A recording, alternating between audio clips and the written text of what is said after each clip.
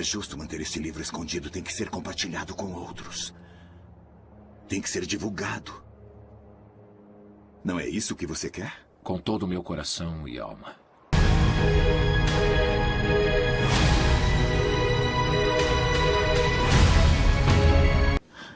Reúna os homens. Vamos atrás dele. Por causa de um livro. Não é um livro qualquer! É uma arma! Uma arma apontada diretamente para os corações e mentes dos fracos e desesperados. Vai nos dar controle sobre eles. A Bíblia não foi mandada do céu via fax. A Bíblia, como sabemos, acabou sendo controlada por um homem. O imperador Pagão Constantino. Considerado o maior líder que o mundo já teve e chamado de o mestre dos mestres. Jesus é visto como a pessoa mais influente que viveu em nosso mundo, possuidor de todas as virtudes. Um homem dotado de uma imensa sabedoria e ao próprio foi dada toda a autoridade divina para operar fantásticos milagres. Declarou seu Filho de Deus, e muitos o consideram sendo o próprio Deus em carne e osso. É a base que deu origem e que sustenta o cristianismo, que é a maior religião do mundo em número de adeptos. Sua passagem pela Terra é visto como o maior evento histórico da humanidade. Tanto é que seu nome divide dois períodos da história. Passo a passo vamos conhecer a história de Jesus e como ele é visto e descrito em outras religiões e em outras correntes filosóficas de crenças.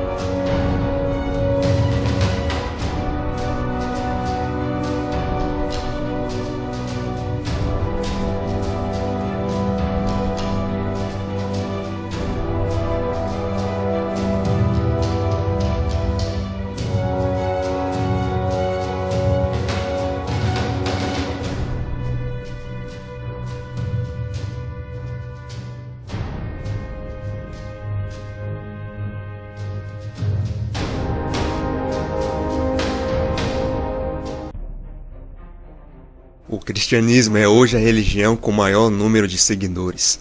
Quase um terço da população mundial é cristã, cerca de 2 bilhões de pessoas. E Jesus, é claro, foi a peça-chave que deu origem a essa religião. Antes da vinda de Jesus, havia outras religiões. Crenças em deuses pagãos, religiões politeístas e monoteístas como o judaísmo, que predominava naquelas terras da antiga Palestina. Jesus veio como um Messias enviado por Deus, como prometido no Antigo Testamento. O Salvador da humanidade, aquele que se ofereceu em sacrifício para a remissão dos pecados da humanidade. E aqueles que nele crê serão salvos. É assim que baseia a crença em Jesus no cristianismo. Ninguém mais precisa sacrificar animais para eliminar seus pecados. O Messias modifica a lei de Moisés, apesar de ter declarado que não veio revogar a lei, e sim cumpri-la. Uma questão polêmica e a dúvida de que Jesus mudou ou não a lei mosaica. O que Jesus na verdade fez teria sido o aperfeiçoamento dos 10 mandamentos e o descarte de algumas das 113 leis desnecessárias que exigiria muito da capacidade do ser humano e a inutilidade das respectivas leis. Jesus, juntamente com seus apóstolos, pregou seus ensinamentos e curou os enfermos, ressuscitou mortos, fez seus milagres por onde passou, até ter sido preso, morto e ressuscitou, como o próprio Jesus já tinha antecipado aos seus apóstolos que isso ia acontecer com seu mestre. Jesus volta à antiga morada ao lado do Deus Pai e promete um dia regressar à terra.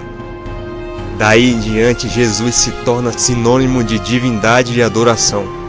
Seus seguidores vão se multiplicando, viajando por outras terras, divulgando seu nome e seus ensinamentos.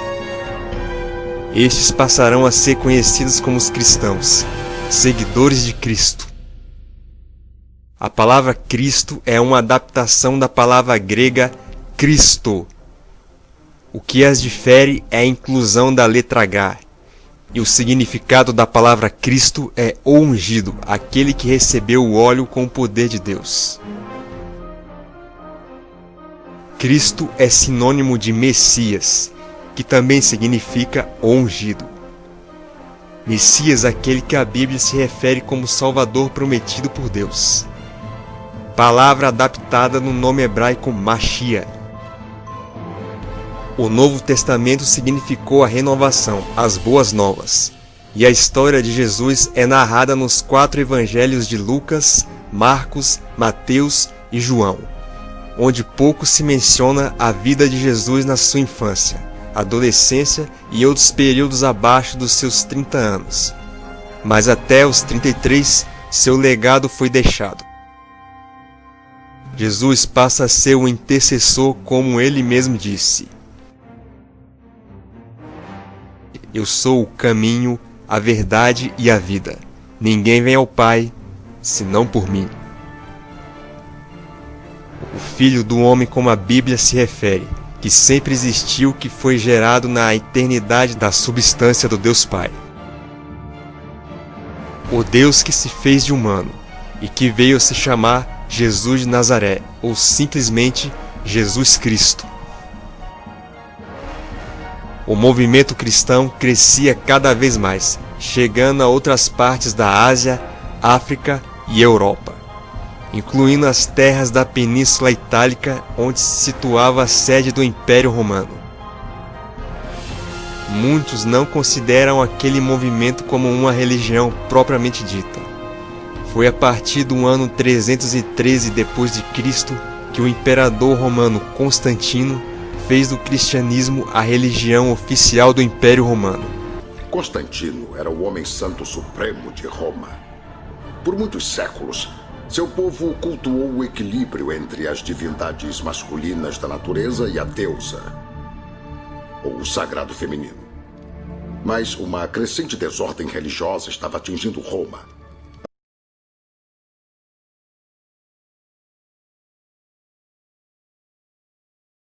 Apenas 3 séculos antes, um jovem judeu chamado Jesus surgira, pregando o amor e um único Deus. Séculos depois de sua crucificação. Ou foram os pagãos que começaram uma guerra contra os cristãos? Você concorda comigo que o conflito cresceu em tais proporções que ameaçava dividir o Império de Roma? Até então, os cristãos eram bastante perseguidos pelo Império Romano e, em um certo período, chegaram a ser banidos de lugares onde os romanos tinham controle total. Mesmo assim, o movimento não veio a perder força e se extinguir. O imperador Constantino reconheceu a grandeza do movimento cristão. Sendo assim, foi conclamado o Concílio de Nicéia, com o objetivo de salvar o Império Romano que estava em declínio. O cristianismo foi aceito pelo Império Romano, o que não fez Constantino aderir à fé cristã. Deixou claro que não abdicaria da sua crença nos deuses pagãos, e tampouco romperia com as tradições provindas das crenças direcionadas a estas divindades.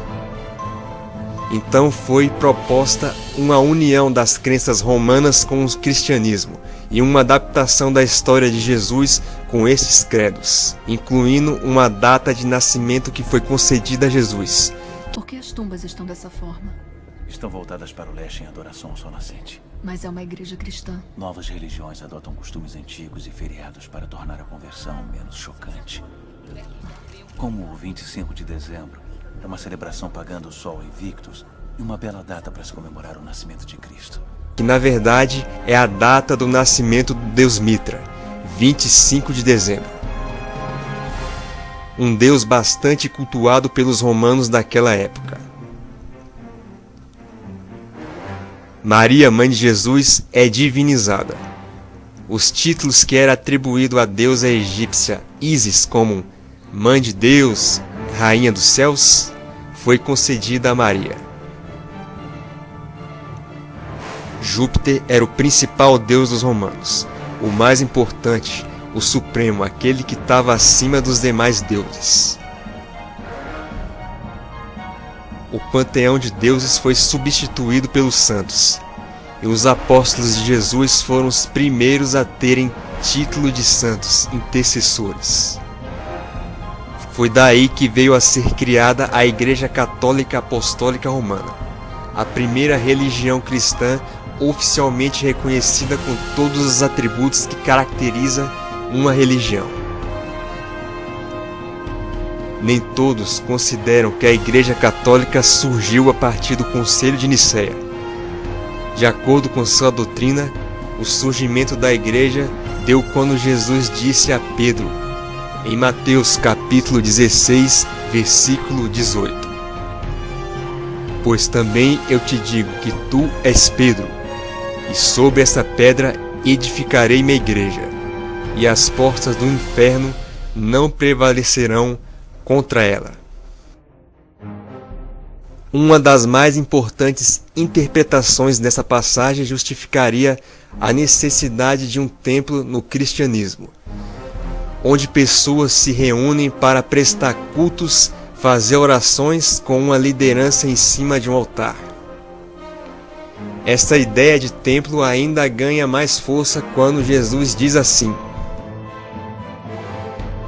Porque onde estiverem 2 ou 3 reunidos em meu nome, aí estou no meio deles. Existem muitas controvérsias com o significado de igreja, e é afirmado que igreja não teria nada a ver com placas denominacionais, com edifícios de pedra onde pessoas se reúnem semanalmente naquele local. Igreja seria nada mais que uma assembleia de pessoas, que não importa a localidade, apenas uma convocação extraordinária, uma palestra marcada numa determinada data e local. E não seria uma instituição com um determinado nome, com líderes e com associados, pessoas ligadas, compromissadas com aquela instituição, sempre presentes ali. Para os católicos, o apóstolo Pedro foi o primeiro papa, e seus restos mortais estariam enterrados na basílica que recebeu seu nome no Vaticano. Apesar de haver muitas controvérsias que realmente Pedro esteja enterrado lá, e que os supostos restos mortais sejam realmente de Pedro.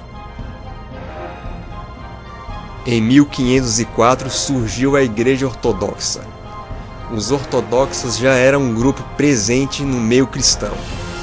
Há séculos eles eram unidos com a Igreja Católica, quando decidiram se separar por questões ideológicas, sendo que a autoridade do Papa e suas decisões concernentes à doutrina e à fé cristã eram inquestionáveis.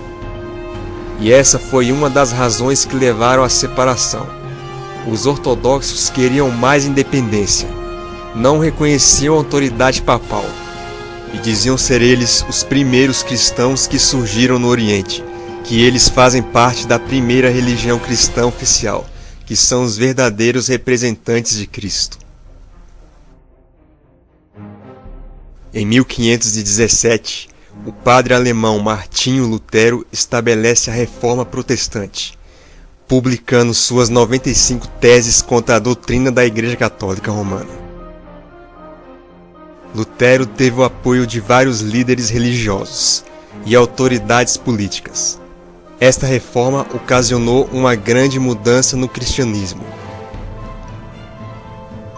As igrejas protestantes ou evangélicas surgiram, batistas, pentecostais, etc. Os Estados Unidos pode ser considerado um berço do cristianismo protestante. Diversas denominações cristãs evangélicas surgiram naquele país. O protestantismo baseia-se na salvação pela fé, tendo Jesus como Salvador e a adoração direcionada apenas à Santíssima Trindade.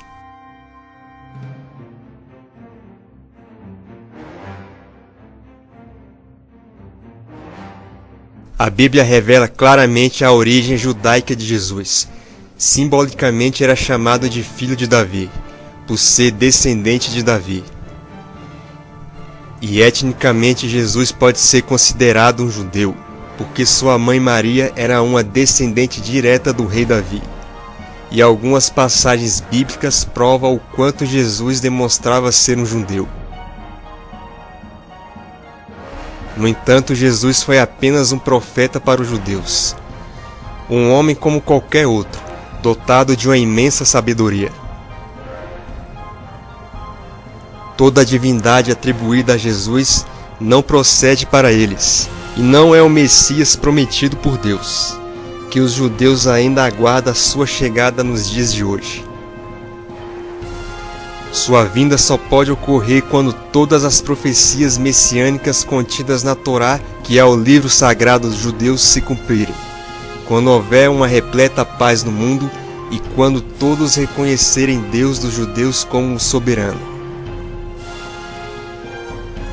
Esse Messias deverá reconstruir o templo de Salomão em Israel, trazer todos os judeus para Israel, evitar que não ocorra mais guerras no mundo, tirar o ódio das pessoas, acabar com todas as pestilências e sofrimentos que assolam a humanidade, e espalhar a sabedoria do Deus de Israel e todo o seu conhecimento universal, tornando-o absolutamente soberano, venerável em todo o mundo.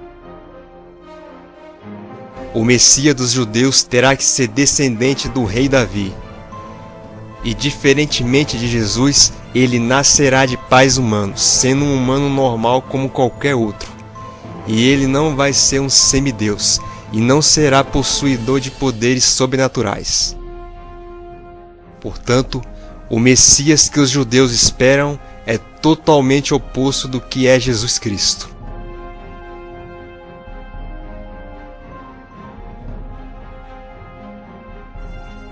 O islamismo é uma religião monoteísta, ou seja, tendo somente Alá como Deus. Quando relacionam Jesus ao islamismo, muitos podem achar que existe um certo desprezo. Muito pelo contrário. Ele é considerado um homem santo, um mensageiro enviado por Deus. Os muçulmanos o chamam de Isa, ou Issa, e seu nome é mencionado 25 vezes no Alcorão, o livro sagrado dos muçulmanos. Segundo o Alcorão, Jesus é fruto de uma ação de Deus, que lançou seu espírito em Maria e a mesma veio a engravidar. O anjo Gabriel disse a Maria que o filho que ela espera está sem pecado, que será um homem santo, um profeta, um homem que fará muitos milagres, sendo o único que pode interceder junto a Deus. E com toda a permissão de Deus, Jesus fez milagres e muitas maravilhas de acordo com o Alcorão, estando de acordo com as passagens bíblicas. Só que uma parte da história é muito diferente do que a Bíblia fala, como consta no Alcorão. Jesus não foi crucificado e morto. Após cumprir sua missão na terra, Jesus em vida foi direto aos céus, para junto de Deus. Para os muçulmanos, Alá jamais permitiria que um homem enviado seu passasse por tal sofrimento e que fosse morto. E quando chegar a época do juízo final, Jesus regressará à terra para desmascarar e derrotar um falso Messias e provocar a derrubada de qualquer poder que se opõe ao Islã, estabelecer a ordem no mundo e restaurar a paz.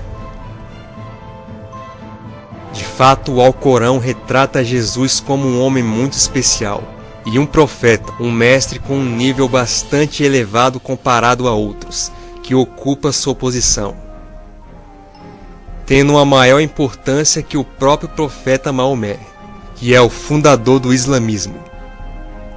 Se Maomé foi apenas um simples profeta, não foi concebido por um milagre de Deus e nem sequer fez algum milagre. A importância de Jesus no islamismo é inquestionável, correto? Mas parece que não é bem assim. Apesar de suas qualidades não se igualar a de Jesus, Alguns grupos de muçulmanos veem em Maomé o cabeça da religião, o principal profeta, aquele que deu início à fé islâmica, estando acima não só do profeta Jesus, como também acima de outros 3 importantes profetas para eles: Adão, Abraão e Moisés. Como constatado, Jesus é especial e teve um papel importante, mas somente isso. Ao contrário do cristianismo, no islamismo Jesus não é considerado um Deus e nem filho de Deus. Seu nascimento foi apenas um milagre. Deus para eles não pode ser pai de seres humanos mortais, enquanto o cristianismo afirmar que Jesus morreu para redimir o pecado original da humanidade, ou os pecados humanos como um todo. Os muçulmanos não acreditam em Jesus como um redentor e salvador, já que eles não acreditam no pecado original. A fé em Alá e o esforço humano são suficientes para a redenção e salvação. Os muçulmanos abominam a idolatria, e adorar Jesus como Deus e qualquer outro é um pecado grave para eles. O único digno de culto e veneração que merece o título de Deus é Alá.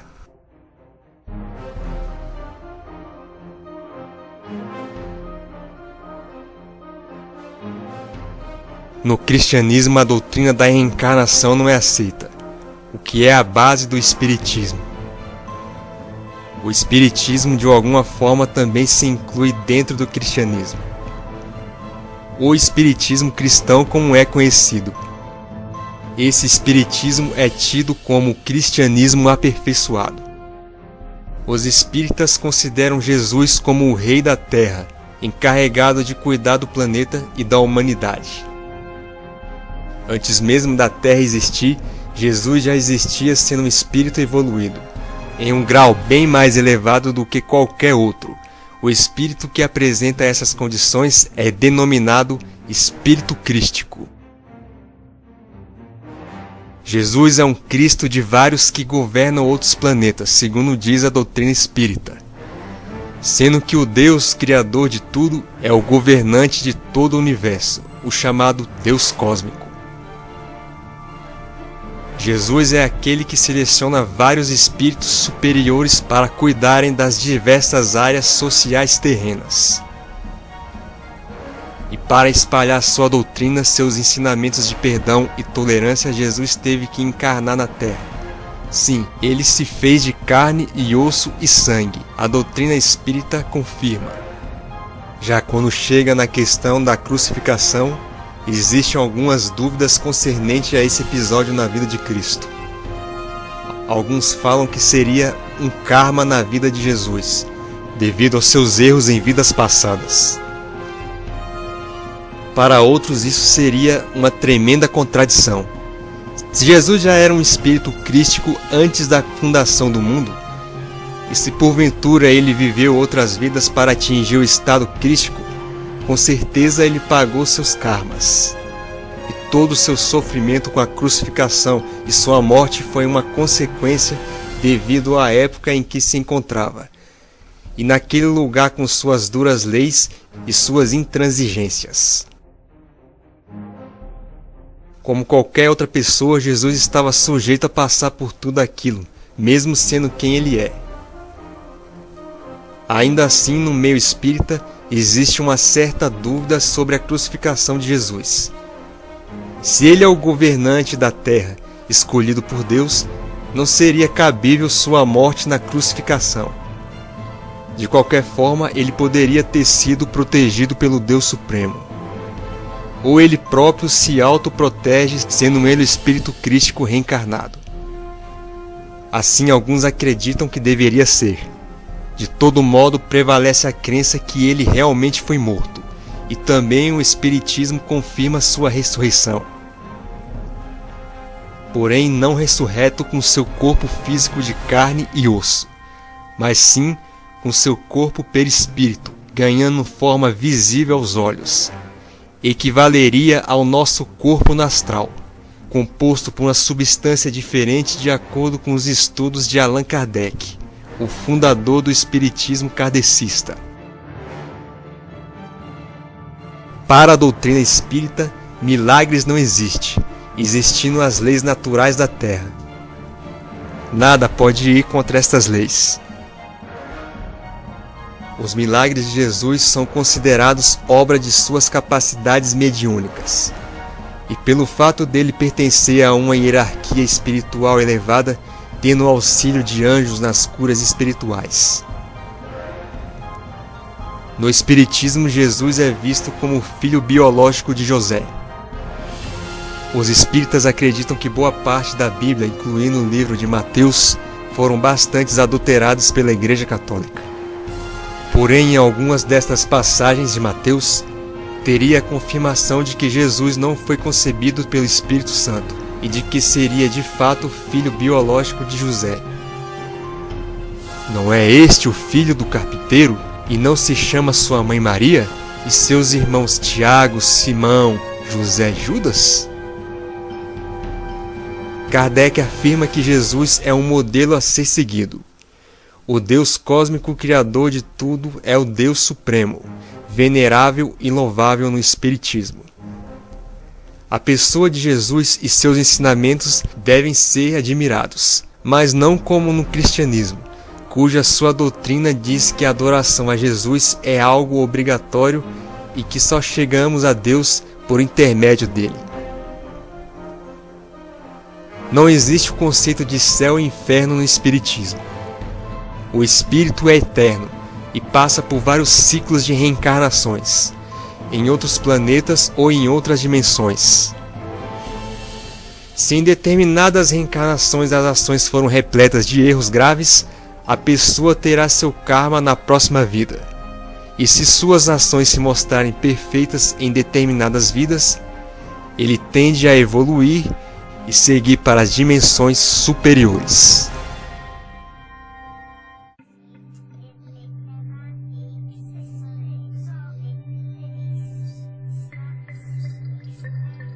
Deus Krishna e Jesus Cristo. Diferentes em alguns aspectos, mas suas histórias são bem semelhantes. O hinduísmo é considerado a religião mais antiga do mundo, com mais de 5.000 anos de história. E é uma das mais politeístas, tendo Krishna como um dos mais venerados deuses indianos. Para os hindus, Jesus é uma reencarnação de Vishnu, e também seria um avatar para outros. Avatar no hinduísmo é a encarnação de um Deus Supremo Eterno. Isso quer dizer que para alguns hindus, Jesus é o avatar do Deus Supremo Vishnu, ou seja, a encarnação deste Deus na Terra. Assim como Krishna também é um avatar de Vishnu. Essas são algumas semelhanças entre Jesus Cristo e Krishna. Ambos nasceram de uma virgem. Seus pais humanos eram carpinteiros. Foram concebidos por um espírito. Os hindus acreditam que Jesus foi um iniciado na filosofia védica, sendo que Jesus pode ter vivido um certo período na Índia. No Bharavishya Purana, que é um dos livros que compõem os escritos sagrados indianos, traz uma profecia que viria a se cumprir séculos depois, que fala sobre a vinda de uma pessoa com 13 anos de idade para a Índia. Essa pessoa é chamada de Ishaputra, que teria nascido de uma mulher solteira chamada Kumari. Acredita-se que essa pessoa seria nada mais, nada menos do que Jesus, e que ao chegar na Índia se dirigiu às montanhas do Himalaia para fazer penitência e poder adquirir maturidade espiritual sob a orientação de sábios. E anos mais tarde regressaria para a sua terra de origem. Vale também lembrar que Jesus é considerado uma manifestação direta de Krishna, sendo um mensageiro de vários enviados por Krishna para várias partes do mundo, para que sua mensagem chegue a todos os cantos do mundo. Se suas histórias batem como idênticas, e levando em conta que a história de Krishna é muito mais antiga do que a de Jesus, por que os hindus não considerariam Jesus como uma das manifestações de Krishna?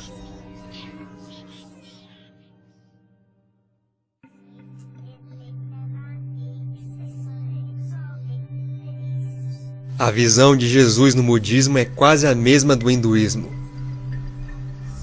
Quando se fala na chamada vida desconhecida de Jesus, ou no período desconhecido da vida de Jesus, entra aí a grande questão sobre o suposto período que ele teria vivido na Índia, quando vai dos 13 aos 30 anos. Pois justamente esse é o período da vida de Jesus que ninguém conhece, uma vez que a Bíblia não fala nada sobre Cristo no decorrer desses tempos. Algumas correntes budistas veem Jesus um homem iluminado, assim como foi Buda, e também acreditam em sua vinda à Índia, onde foi treinado por monges, estudou e aprendeu a meditar. Muitas das práticas presentes no cristianismo, como orar fechando os olhos, mantendo concentração, frequentar templos exercendo tais práticas, batismo nas águas e outros costumes, pode ter sido herança dessa suposta ida de Jesus à Índia. Assim alguns budistas acreditam, e acrescentam mais, sobre o fato de muitos dizeres e ensinamentos e atos de Jesus terem uma certa semelhança com as de Buda. Por exemplo, Buda andou sobre as águas. Buda alimentou famintos realizando a multiplicação de alimentos de forma milagrosa. Buda pregou a tolerância e a importância de perdoar as infrações alheias. Para o teólogo alemão Roger Kersten, a presença de Jesus na Índia é um fato inegável. Todo o seu estudo relacionado a este tema está contido em seu livro intitulado Jesus Viveu na Índia.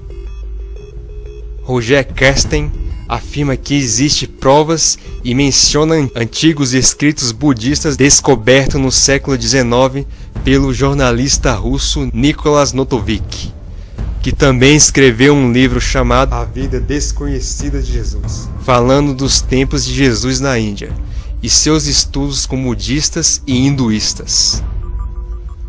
Ambos os livros, tanto de Roger Kersten quanto de Nicholas Notovik, relatam uma história de uma criança contida naqueles antigos escritos. Essa criança, chamada de Issa, nasceu em Israel numa família pobre. Aos 13 anos de idade, ele foi à Índia, onde lhe foi ensinado o budismo, e aos 29 anos retorna à sua terra de origem. Para os autores dos respectivos livros, não resta dúvidas de que este menino Issa é Jesus Cristo. E um outro detalhe curioso que Roger Kersten conta em seu livro é que Jesus não morreu na cruz. Ele foi crucificado, mas veio a ser resgatado por seus discípulos e voltado para a Índia, onde viveu por muitos anos até a velhice.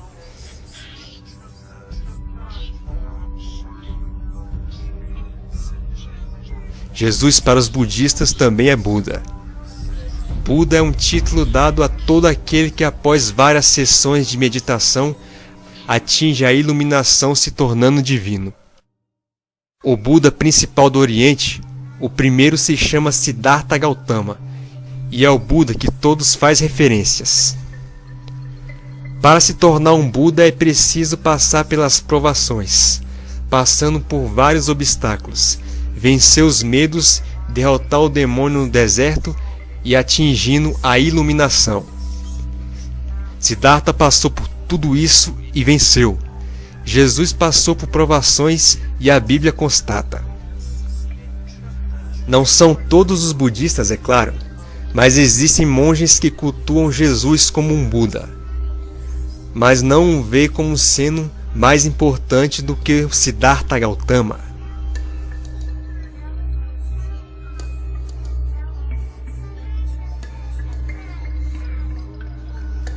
A maçonaria não é considerada uma religião. É vista como uma sociedade secreta, ou uma sociedade fraternal, uma filosofia de vida. Esta instituição sempre foi rodeada de problemas, associando-a ao mal com acusações referentes à suposta adoração direcionada a Lúcifer e a outros rituais secretos. Somente homens podem participar da maçonaria, em suas reuniões secretas. Para se tornar um maçom, é preciso ser um homem íntegro, que respeite os princípios éticos e que tenha fé em Deus, que acredite em Deus.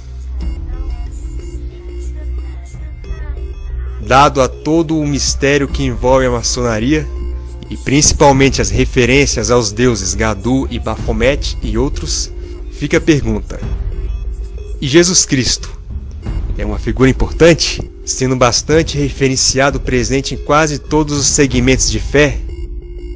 Onde ele entra na maçonaria? Será que Jesus tem alguma importância para os maçons? Conforme as pesquisas, Jesus é visto como o supremo arquiteto do templo espiritual, baseando-se no cristianismo primitivo, envolvido em gnosticismo e esoterismo, dando em conta que esses elementos estão presentes na maçonaria. Há quem diga que Jesus é o maior de todos os segredos maçônicos. No início do cristianismo existiam igrejas esotéricas gnósticas cristãs. Eram religiões de mistérios, com ritos secretos e cerimônias de iniciação, práticas similares à da maçonaria. Os maçons de graus mais elevados e mais esotéricos se consideram herdeiros do cristianismo gnóstico. Por séculos, os maçons vêm estudando a Bíblia, com o objetivo de localizar ensinamentos esotéricos ali escondidos. Eles entendem que as passagens mais importantes da Bíblia foram codificadas através da gematria. Gematria é uma forma de análise das palavras bíblicas escritas em hebraico, utilizando o método hermenêutico. Tratando-se de Jesus, ele pode ser considerado um iniciado, alguém com conhecimento elevado, um praticante do esoterismo. Mesmo que a maçonaria que só veio a ser fundada séculos depois, Jesus é considerado um maçom. E a Bíblia subliminarmente deixa pistas baseado nas investigações maçônicas feitas nas Escrituras. Jesus foi um carpinteiro, e o principal simbolismo da maçonaria é a construção. Seus principais símbolos são objetos de trabalhos, objetos utilizados por construtores. A palavra maçom é um nome de origem inglesa, com a inclusão da letra S. Maçom, com C cedilha M, é o nome aportuguesado do nome francês maçon, com a inclusão do C cedilha N, que significa pedreiro. E a palavra maçonaria veio da palavra francesa maçonnerie, que significa construção. São os construtores sociais, construtores de ideais, de projetos, soluções, etc. Essa é a filosofia maçônica. Jesus, sendo carpinteiro, seria uma representação do grande Deus carpinteiro do universo, que também é referido como o grande arquiteto do universo. Jesus estaria representando o Deus Criador, e como sabemos, Jesus no cristianismo é tido como Deus. Em alguns trechos bíblicos, Jesus expressa frases metafóricas referentes a pedras, a alegorias e construção. Vejamos alguns exemplos. Jesus diz assim em Marcos capítulo 12, versículo 10. Vocês nunca leram esta passagem nas Escrituras? A pedra que os construtores rejeitaram tornou-se pedra angular. É a pedra que ganhou forma. É uma simbologia relacionada à edificação de um templo, cujo significado é bastante complexo. Em João capítulo 1, versículo 42, Jesus muda o nome de Simão para Pedro, que é o mesmo que pedra, rocha, rochedo. Esse é o significado do nome Pedro. E levou-o a Jesus. E olhando Jesus para ele, disse: Tu és Simão, filho de Jonas. Tu serás chamado Cefas, que quer dizer Pedro. Nisso também se inclui a passagem de Mateus, capítulo 16, versículo 18, onde Jesus fala que edificaria sua igreja. Na maçonaria existe algo referente ao Templo de Salomão, que acredita-se que esse seja o primeiro templo erguido para cultuar o Deus Criador. E se fala na construção de uma versão espiritual do Templo de Salomão. Em João capítulo 2, versículos 19, 20 e 21, Jesus se apresenta como construtor do templo, que ele destruiu e ergueu novamente em 3 dias. Jesus estava se referindo à sua ressurreição, um evento que tinha reconhecimento prévio e compreensão.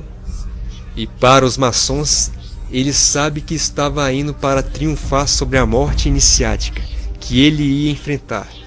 E ele também viu o processo em termos de uma reconstrução espiritual alegórica.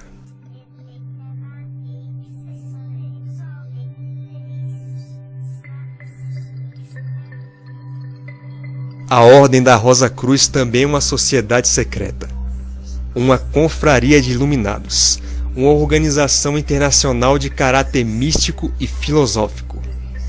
Essa ordem tem a missão de despertar o potencial interior do ser humano, auxiliando em seu desenvolvimento, e o espírito de fraternidade, respeitando a liberdade individual dentro da tradição e da cultura.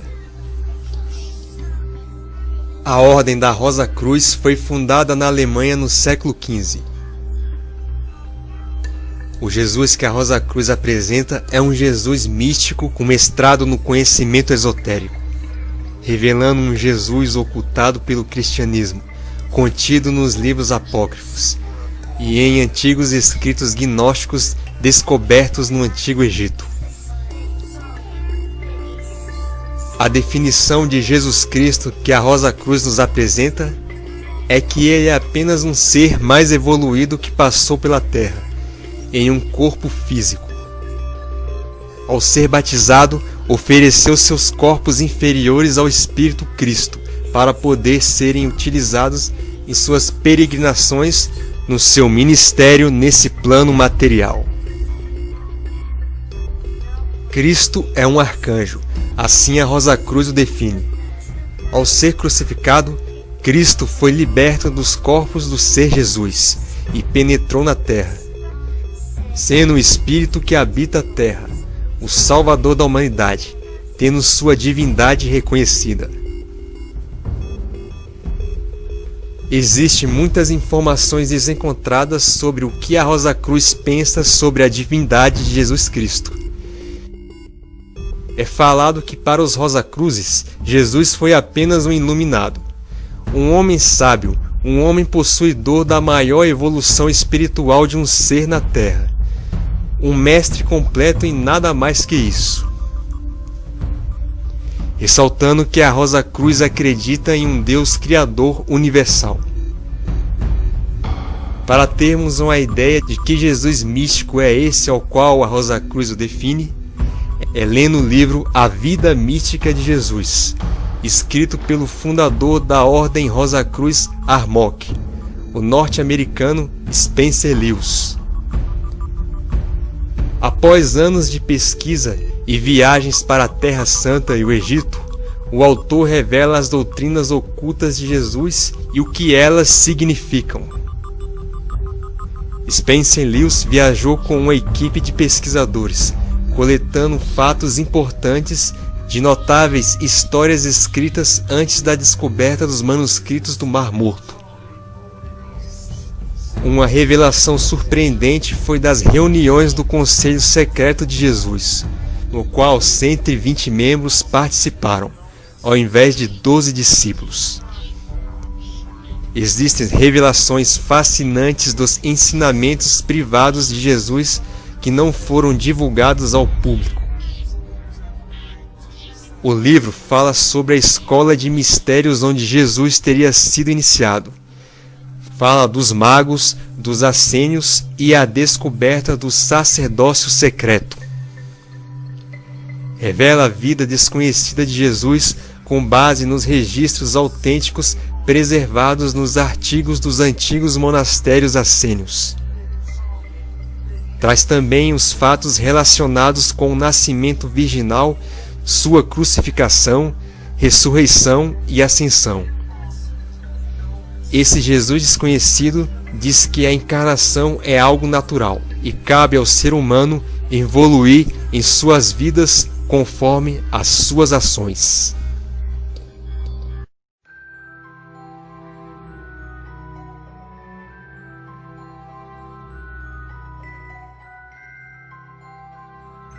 Gnosticismo trata-se de uma coleção de antigas religiões anteriores ao cristianismo, cujos seus ensinamentos falam sobre a inferioridade do mundo material passageiro, ao qual aqueles que aderem a esta filosofia devem evitá-lo, e visar o mundo espiritual eterno. O universo físico no gnosticismo é conhecido como um mundo de Demiurgo, que representa o mundo inferior, que está associado com a matéria, a carne, o tempo e ao mundo efêmero imperfeito. O mundo de Deus é representado pelo mundo superior e está associada com a alma e a perfeição. O mundo de Deus é eterno e não faz parte da física e é atemporal. A figura de Jesus no gnosticismo não equivale àquele dentro do cristianismo. Jesus e Deus não são uma só pessoa. Jesus pode ter passado por várias encarnações, tendo sido um ser humano de carne e osso. Isso porque quando Jesus veio à Terra, ele teria aparecido de forma espiritual e adaptou-se à percepção humana. Jesus não tinha forma nem um corpo definido, o que quer dizer que as pessoas via Jesus em um corpo ilusório. Sendo assim, ele não poderia ter nascido de uma virgem e ter vivido uma vida como um ser humano carnal. E se nasceu, também se classificaria como algo ilusório, sendo ele um ser que atingiu a iluminação e não poderia regressar na matéria. Jesus foi um mestre enviado por Deus, um portador da gnose, palavra grega que significa conhecimento, de onde surgiu a adaptação aportuguesada gnosticismo. Sua missão foi levar o conhecimento secreto à humanidade, necessária para libertar o corpo do material, fazer as pessoas chegarem à ascensão e se tornarem um Cristo, assim como Jesus é, e sejam eternos dessa forma. A crucificação de Jesus teria sido aparente, assim como seu corpo ilusório, dada a sua natureza divina que transcende o sofrimento. Esse é o pensamento da filosofia gnóstica sobre Jesus Cristo.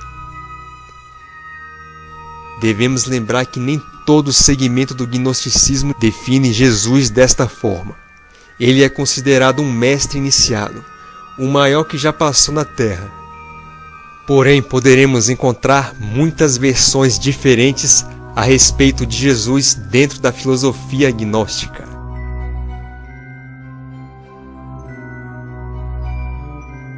O movimento da Nova Era tem ligações com o gnosticismo e o esoterismo também faz parte de sua base.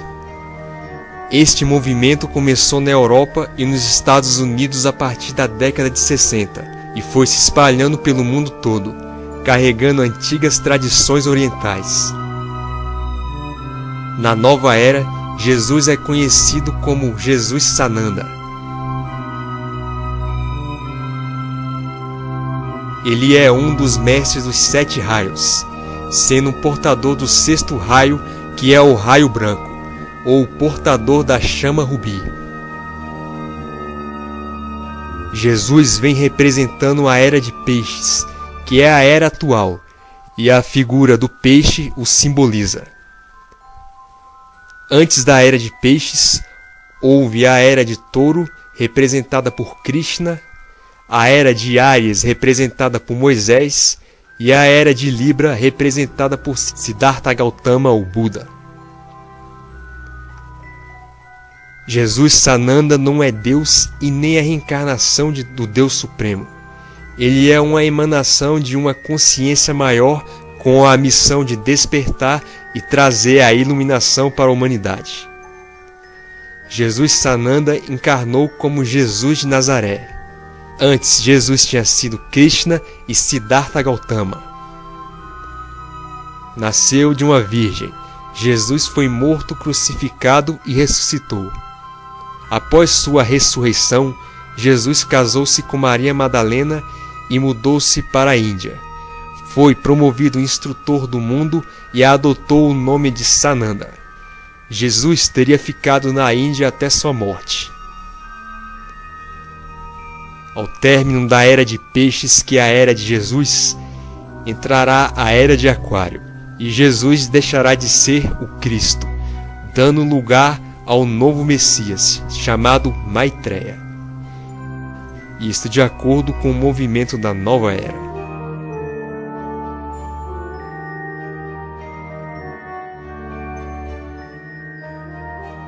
O movimento raeliano foi fundado em 1973 pelo jornalista francês Claude Vorillon.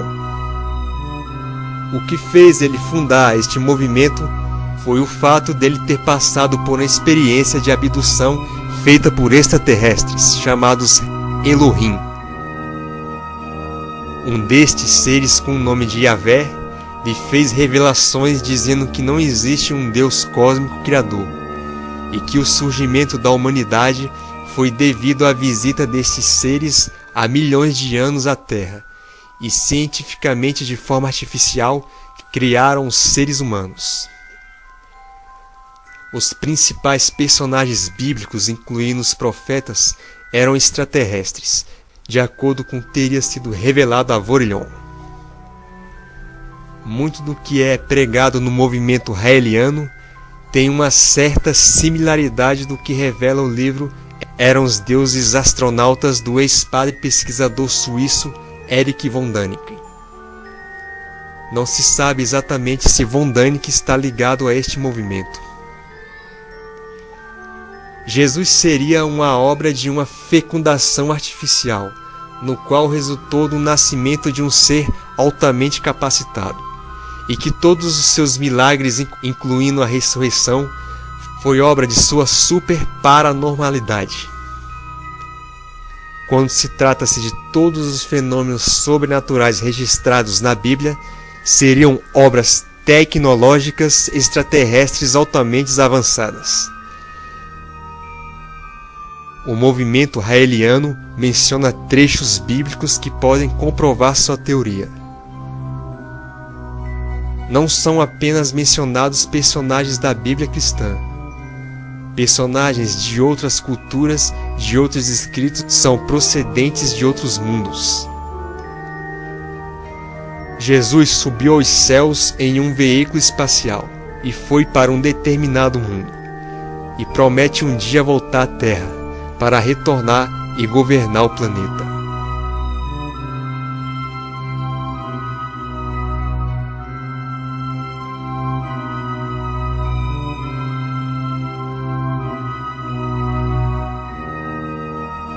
Rastafari, criado na Jamaica em 1930. Sua doutrina é visada no imperador etíope Haile Selassie, que eles acreditam ter sido Jah encarnado. Jah, ou Javé, nada mais é que o Deus Criador. O imperador profeta Haile Selassie viveu nos tempos de Salomão. E existe uma crença no movimento Rastafari que ele tornou-se a reencarnar novamente na Terra como Jesus de Nazaré, sendo os verdadeiros hebreus negros procedentes de uma certa região da África e que vieram a se instalarem na região da antiga Palestina. Jesus também foi negro, e assim o movimento Rastafari o retrata.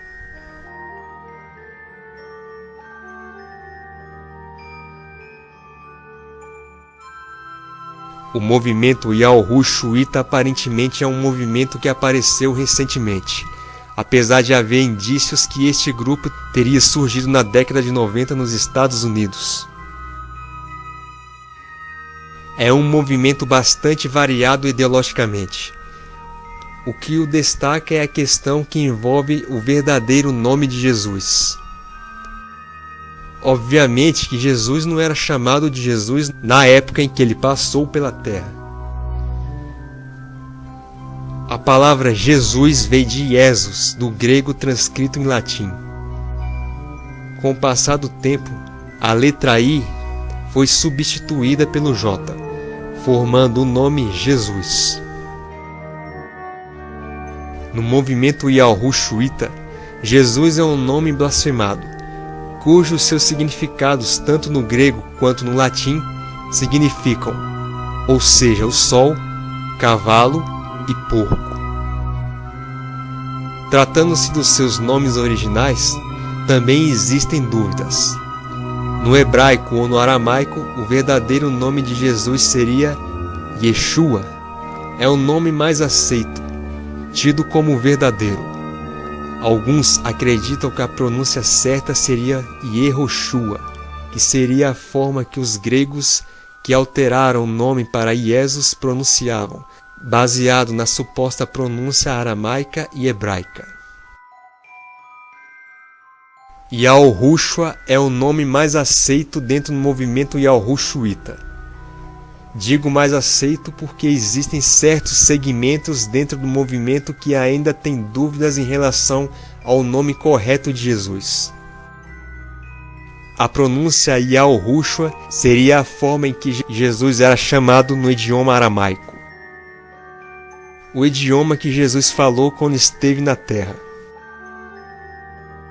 Yahushua está relacionado ao tetragrama YHWH,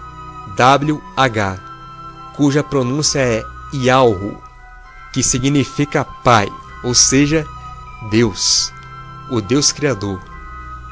Deus também não é um nome aceito no movimento Yahushuita, que seria uma adaptação no português do nome do deus grego Zeus.